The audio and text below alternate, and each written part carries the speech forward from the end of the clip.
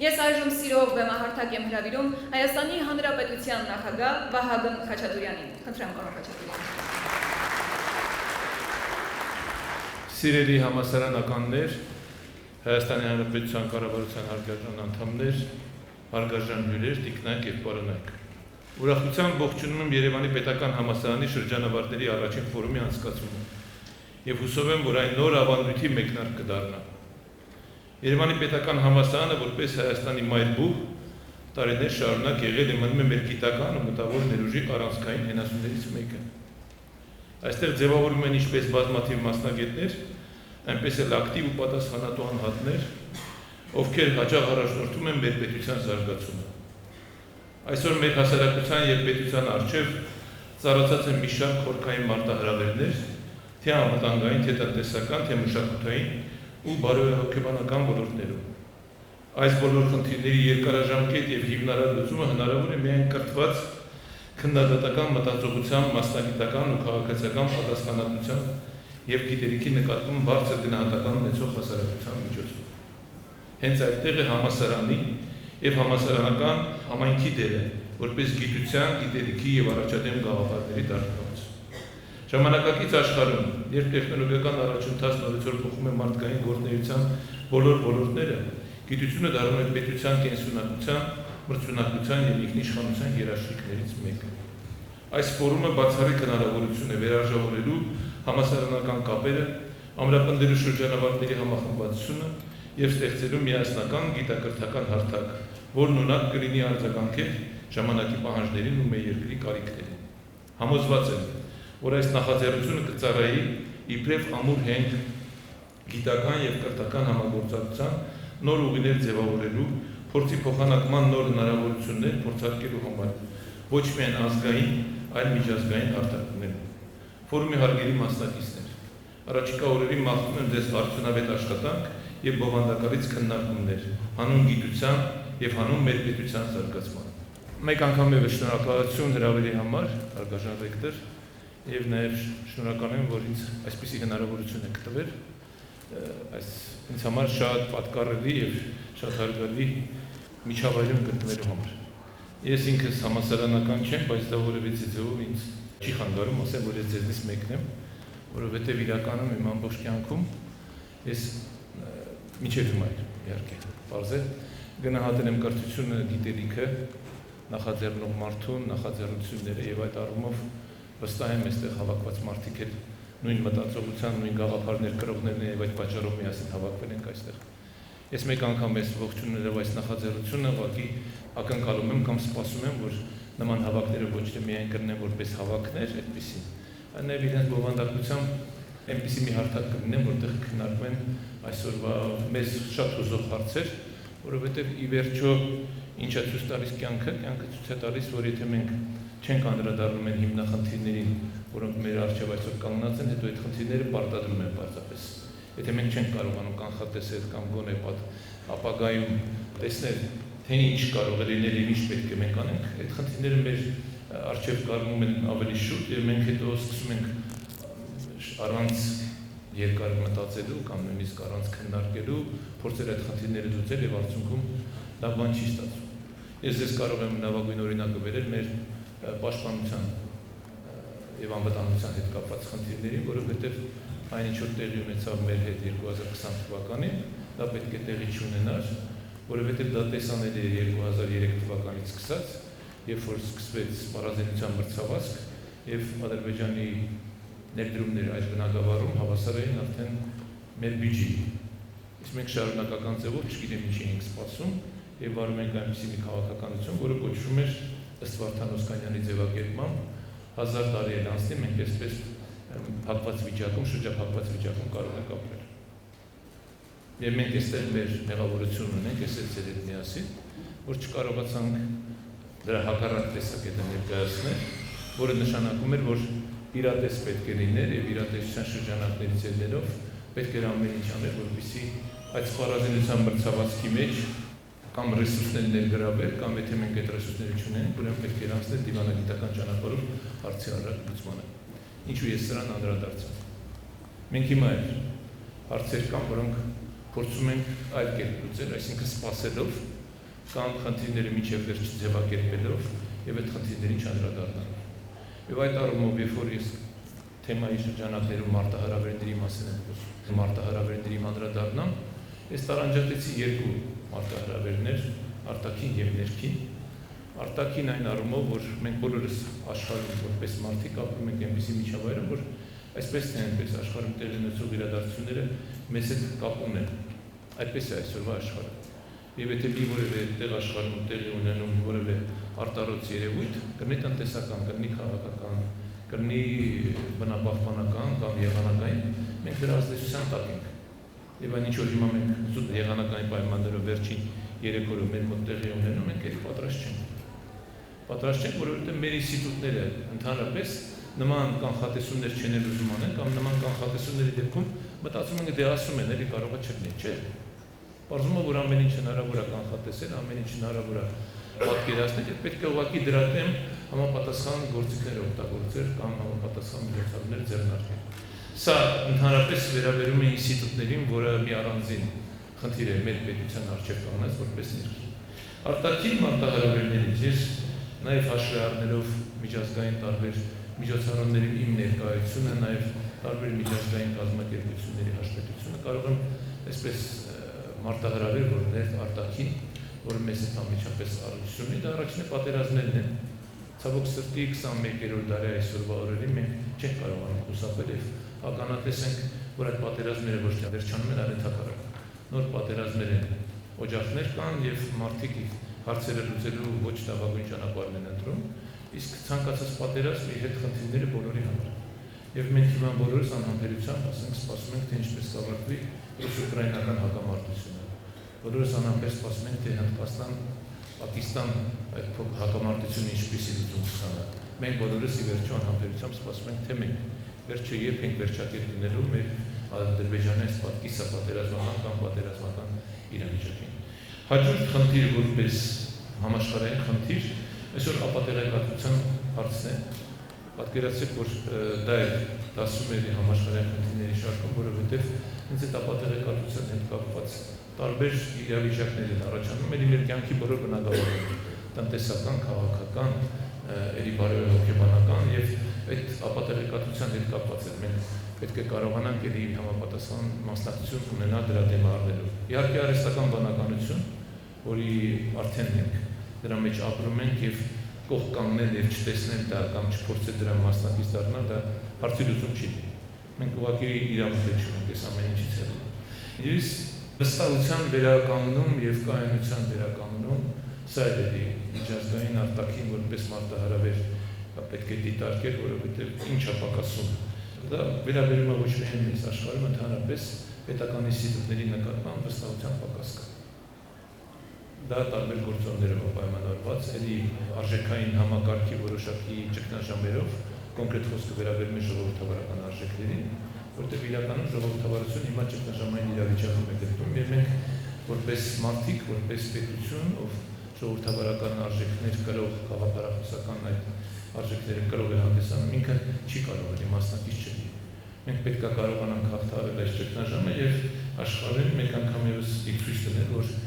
մարդկային զարգացումը պայմանավորված է միայն ժողովրդավարությամբ։ Եվ այն հաջողությունները ճակերտավոր, որ կան ոչ ժողովրդավարական համակարգերի դեպքում, դրանք շատ ժամանակավոր են եւ ի վերջո կյանքը ցույց է տալիս, որ դրանք ապագա չունեն։ Բայց մենք այս ճգնաժամի մեջ ենք եւ մենք պետք է կարողանանք նաեւ այդ ճգնաժամի հաղթահարման հետ կապված մեր ներդրումը ունենալ։ Եվ իհարկե այսպես են ձևակերպում մոլորակի պաշտպանություն։ Դա եւ կլիմա է, եւ էկոլոգիա է,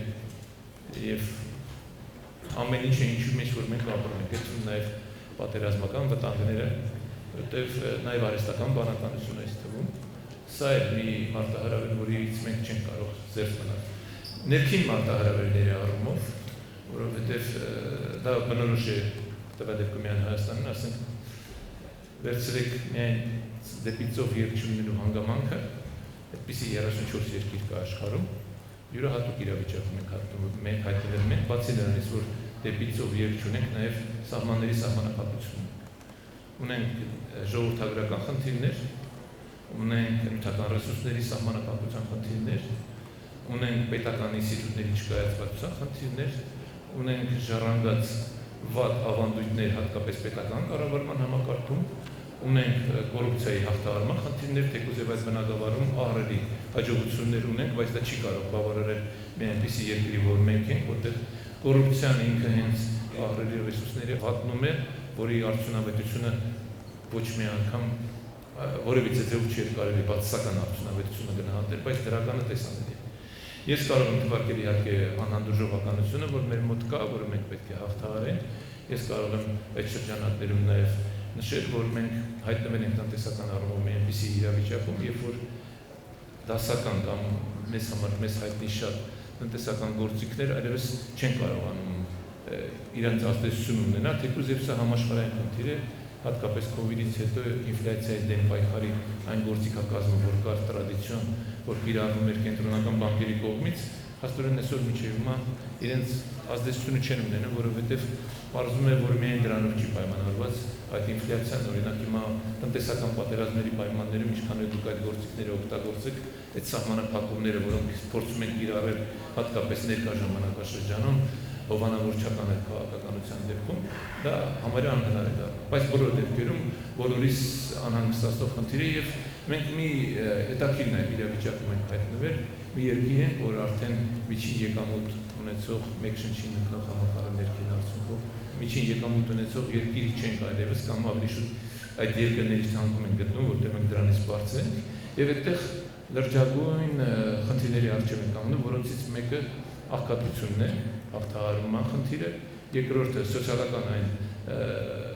ծախսերը, որոնք այսօր կան եւ պետք է ծախսերի տակից շատ փորձեր դուրս գալ, բայց դրա համար հարկավոր է ների նոր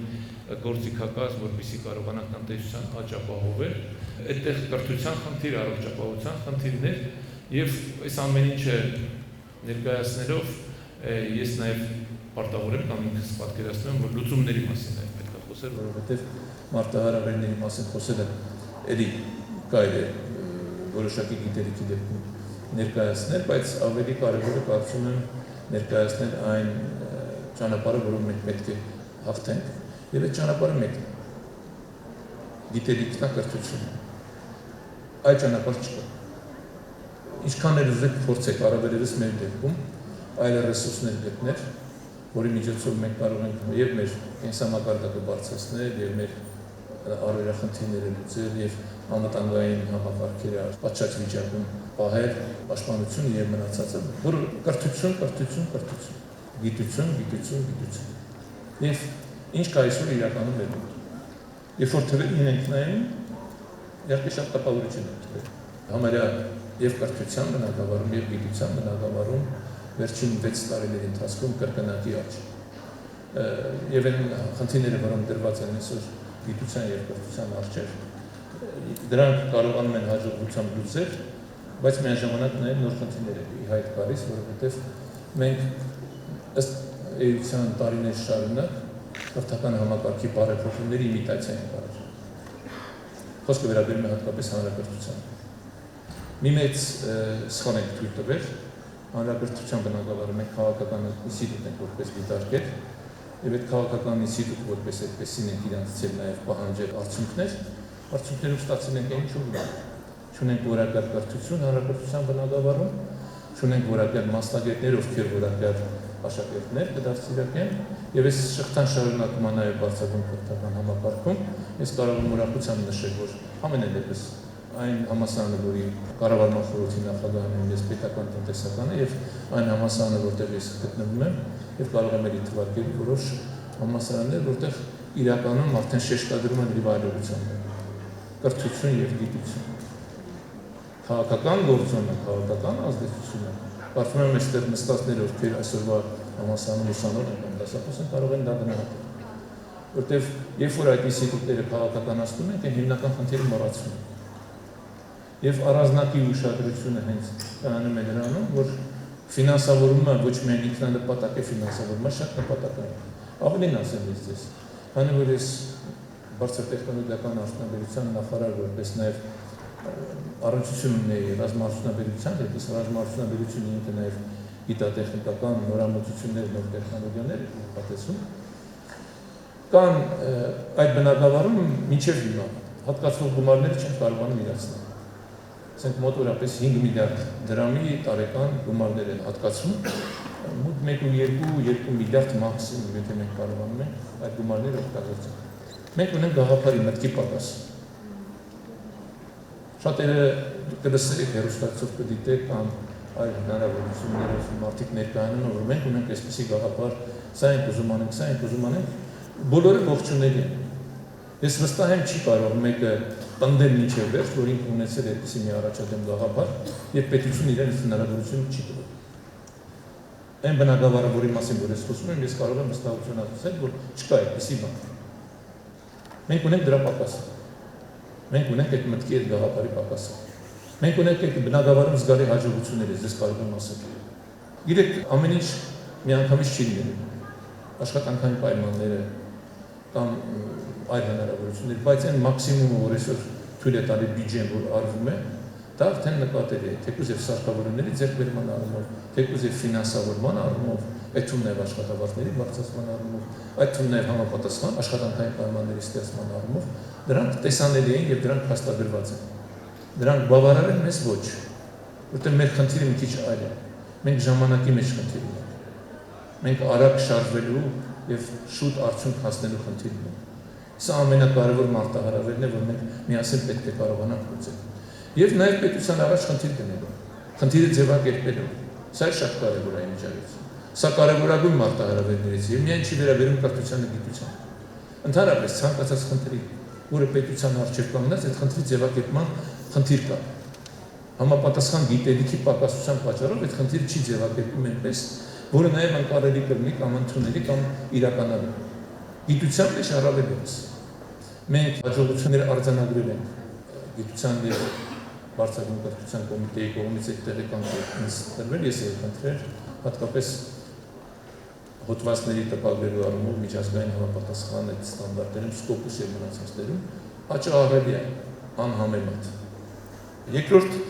բանը, որ ես ուշադրություն եմ դարձրել, մի հետաքրքիր վերլուծություն կար գիտության մեջ երիտասարդների ներգրավվածության առումով եւ վերջին տարիներին պետք է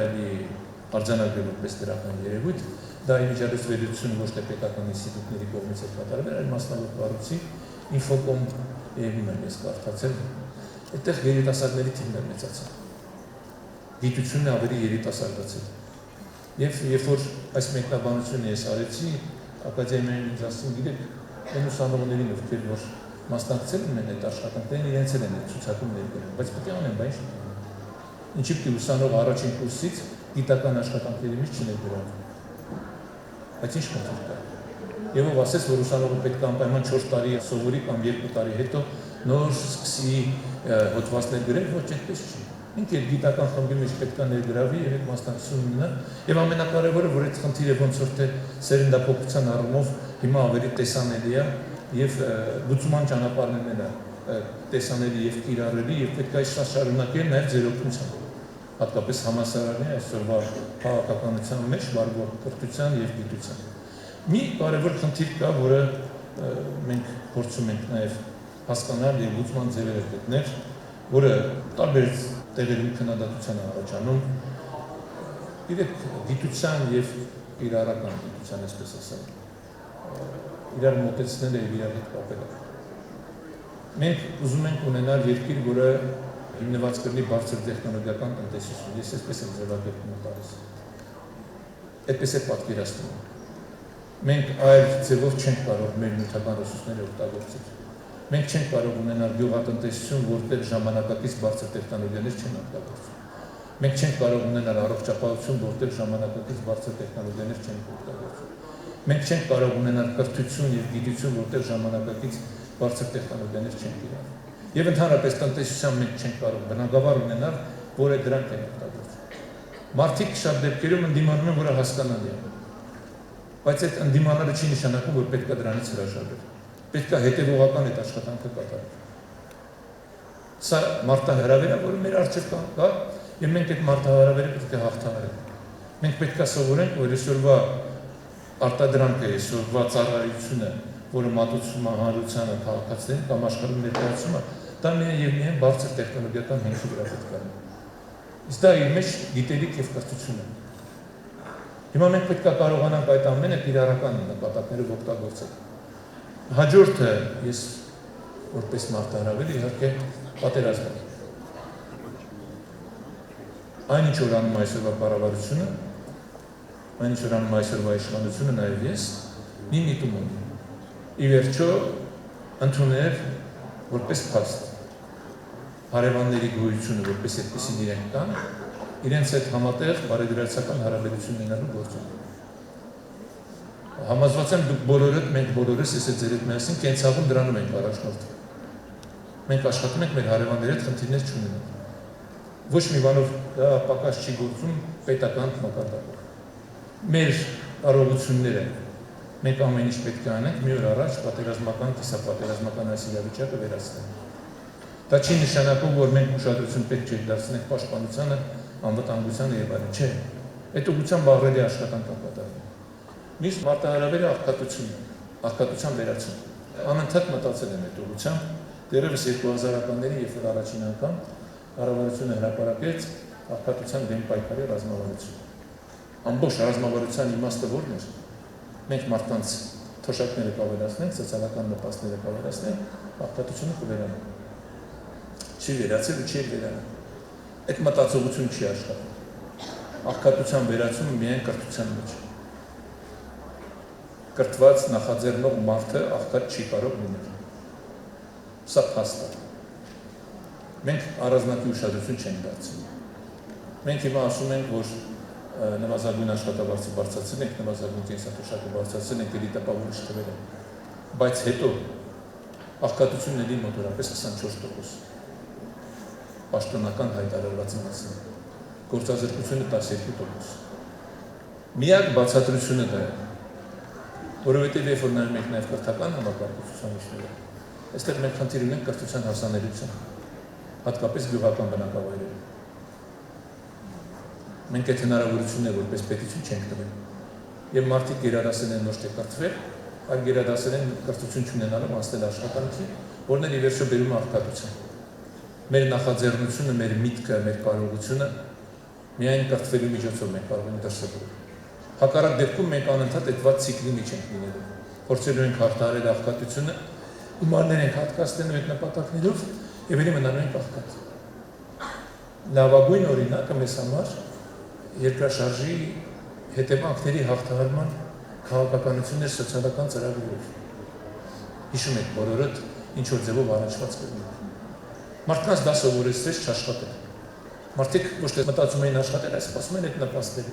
այդ գումարներին։ Դրա հաշվի չառները բերեց նրան, որ մենք մինչև հիմա դեռևս, ասենք Գյումրիին պետք է դեռևս բնակարանային հաստատություն, դեռ պատկերացրեք։ 88 թիվ, 2025 թիվ։ Սա այն մարտահրավերներից է, որը էական նշանակություն ունի մեզ համար եւ մենք պետք է կարողանանք սրա դերն առնել։ Մյուսը ժողովրդագրական վիճակը։ Ցավոք սրտի մենք ծերացող ժողովուրդ ենք։ Մեր մոտ ծերերի տոկոսային բաժինը գնալով աճում է եւ մենք խնդիր ունենք եւ այդ խնդիրը ամեն տարի նոր ձևով է մեր առջեւ կանգնում։ Մենք այդ խնդիրը պետք է կարողանանք լուծել կամ պարզապես խրախուսելով երիտասարդներին ավելի շատ երեխան ունենալ կամ երկրորդ այնպիսի պայմաններ ստեղծել, որպեսզի կարողանանք մենք նոր աշխատատեղեր ունենալ եւ այդ նոր աշխատատեղերի շնորհիվ որպեսզի կարողանանք ապահովել այդ կենսաթոշակային մարդկանց գոնե նվազագույն պայմանները։ Մենք ունենք 780,000 աշխատող, մենք ունենք 450,000-ից 500,000 թոշակառու։ Ես հիշում եմ, երբ որ մեզ էին դասախոսություն կարդում, ասում են մեկ թոշակառուն 3 աշխատող։ Հիմա մեկին 1.5։ Այսինքն սա հերթական արտահրավերն է։ Եվ մենք եթե չենք կարողանում այդ խնդիրը լուծել, մեր զարգացման պոտենցիալը եւ զարգացման հնարավորությունները սահմանափակվում են։ Լուծման ձևը էլի կրթության մեջ եւ հատկապես կրթվածության մեջ։ Եվ ամփոփելով խոսքս, ընդունելով բոլոր այն մարտահրավերները, որ կան, որոնցից չենք կարող խուսափել։ Ընդունելով այդ մարտահրավերների հաղթահարման պահանջը, մենք պարտավոր ենք գտնել բոլոր մարտահրավերները հաղթահարելու լուծումներ։ Իհարկե սահմանելով առաջնահերթություններ։ Ինքս անձամբ եւ կառավարության ծրագրերում դա հստակ անցնում է բարմի գծով, ինչպես բոլոր այս ասում ենք, օգտագործում են հաղթահարման ձեռքբերությունը եւ գիտությունը, այսինքն բոլոր այն մարդիկ, ովքեր որ նստած են այստեղ, ես էլ ձեր հետ միասին, մենք խնդիր ունենք մեր հասարակությանը, մեր երիտասարդ սերունդին կրթելու, գիտելիք փոխանցելու, նախաձեռնող դարձնելու, որովհետեւ եթե մենք սա չենք անում, շատ կներենք 21-րդ դարը, որ ասում են մերն արինելու չի լինելու։ 21-րդ դարը իսկապես մերը կլինի, եթե մենք կարողանանք շարունակական առանց կանգնելու, առանց նեղվելու, առանց որևիցե այլ նկատառումներ հաշվի առնելու զբաղվենք մեր գործով։ Եվ ես ձեզ հաջողություններ եմ մաղթում, վստահ եմ, որ դուք իրականում են մարդիկ եք, ովքեր որ հենց այս գաղափարներով են առաջնորդվում եւ իրենց աշխատանքային գործունեության մեջ, իրենց գիտական գործունեության մեջ, իրենց կրթական գործունեության մեջ արժեքներ են կրում, որոնք միտված են ապագա Հայաստանը ուժեղ, կայացած ժողովրդավարական տեսնելու մեջ։ Շնորհակալություն։